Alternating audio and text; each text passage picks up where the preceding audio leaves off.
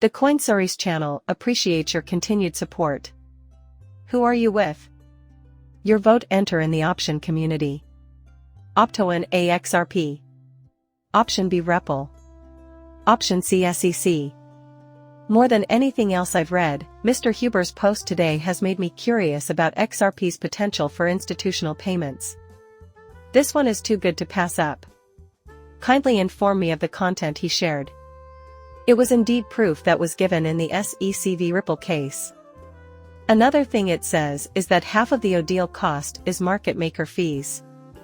Half of it, I think, is attributable to inefficiencies in the market. For instance, you could notice slightly different pricing on Coinbase and Nance, or whichever exchanges they use, and the fees that come along with that are rather high. We learned that Graham Financials is a publicly traded company since they were obligated to disclose it. A staggering $8 to $12 million was also being lost each quarter in liquidity. On top of that, the partnership failed miserably. Even if they purportedly turned their attention to SMEs, those problems still remain, don't they? Every transaction causes a shift in the USD/XRP exchange rate. For that specific offer, you will need to part with some cash. The next step is to change your XRP for pesos. You might expect to pay more for this second full transaction because to the large range of bids and prices offered by these marketplaces. Plus, it's downright scary. It is also vital to address the latest SEC actions requiring non-litigation related, up-to-date financial statements. It is probable that the SEC is trying to pursue Ripple's on-demand liquidity payments, given their recent success over Ripple's. Meanwhile, a judge erred in his judgment to label all institutional sales, including those audible payments, as violations of securities law. In theory, these deals shouldn't have any problems if they take place in a foreign country. On the other hand, the SEC will definitely try to get those subject to US law. It carries with it certain risks. We would also like to explore the possibility of extending our business to the US market. It is clear that you have global expansion aspirations for your company, not limited to the US, India, and China. Just walk me through it. Thus, I have been mentally circling these difficulties. Consider XRP as an excellent option for a cheap and speedy payment transmission. Yet, Ripple's approach is fraught with trade, fees, and market inefficiency. Is there another option besides this? Where does Ripple stand on this issue right now? Features like clawbacks make it possible to issue stable coins and similar assets on the blockchain. Anti-money laundering apps are working to increase the already substantial liquidity for on-chain transactions. In my opinion, Ripple's first priority is to switch from using exchanges to using the decentralized XRP ledger for all of their transactions. By doing away with intermediaries and their costs, market maker transactions on the XRP ledger become practically feeless. All market inefficiencies will disappear and you will know exactly what to build deep when there is a single, transparent global unchained pricing.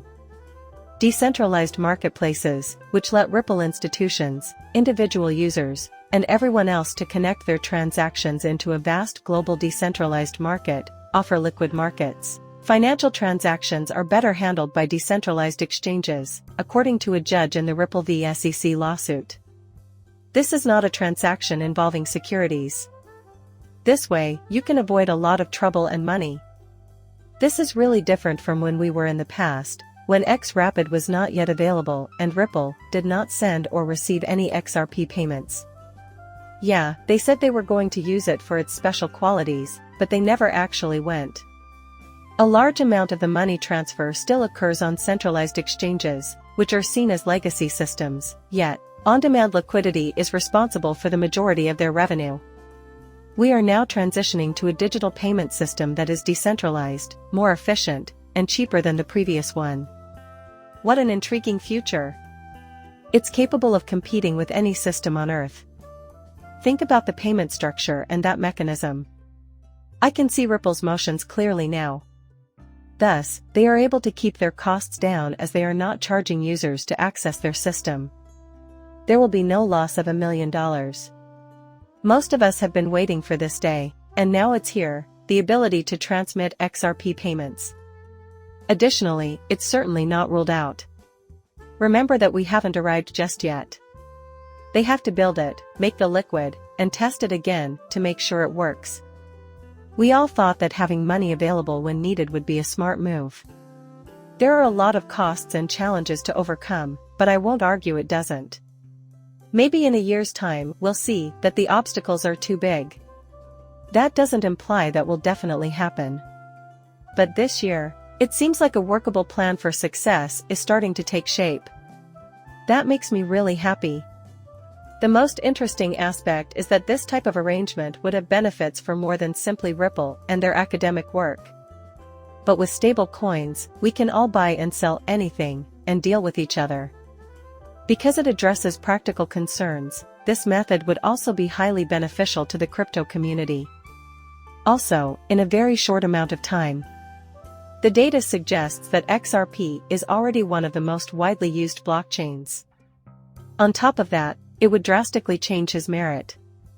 Earlier this week, I published an article detailing how Ripple has no plans to go public anytime soon, either this year or in the beginning of next. Redesign and reimagination are happening at a few of their companies. One bright spot is that they aren't completely ignoring blockchain technology. Increased use of the XRP ledger for financial and commercial transactions suggests they are ramping up their attempts to decentralize. Such details are what captivate people with XRP. This is extremely significant for Ripple. In my view, their chances of success would be far higher with this setup. Gary Gensler's interview on CNBC today was so bizarre, I've never witnessed anything like it. With transaction reaching over $4.5 billion yesterday, Bitcoin was effectively launched. Everyone is happy.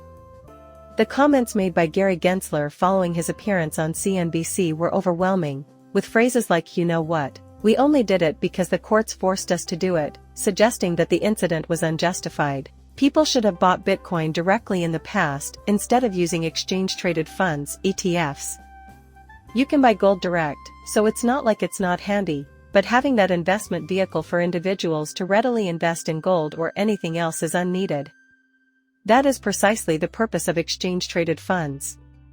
I simply do not possess the necessary storage space in my house or yard to accommodate the storage of blocks of gold or barrels of oil, that man possesses it all, in the ones that involve commodities, where investors seek to acquire the underlying item. Also, there are a lot of awful companies and financial products that are going public, such mutual funds that charge ridiculous fees and have no assets at all.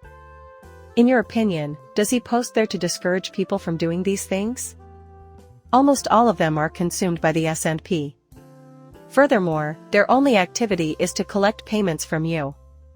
He kept quiet after this.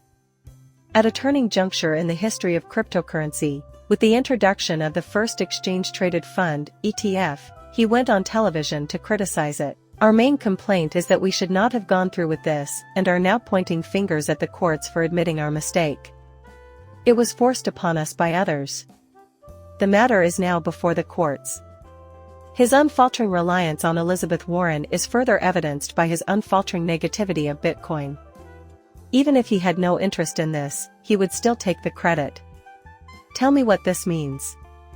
Now that industry heavyweights like BlackRock and Fidelity have emerged, we couldn't be happier, even though the markets have improved since we lost trust in them. Our infrastructure made this feasible. I think crypto trading is dangerous and unexpected, but we did it well, because the market needed it. This enormous success seems to have come from him. However, he is unable to do so due to his obligation as a puppet to uphold Elizabeth Warren's unfounded assertions regarding the negative effects of Bitcoin. It may cause harm. Its one and only function is to make criminal activity easier. His professed neutrality and legality belie his obvious lack of both. He is to combat crypto and foil its schemes whenever possible. This is his mission. Just to reiterate, Grayscale does not have the legal standing to sue the SEC.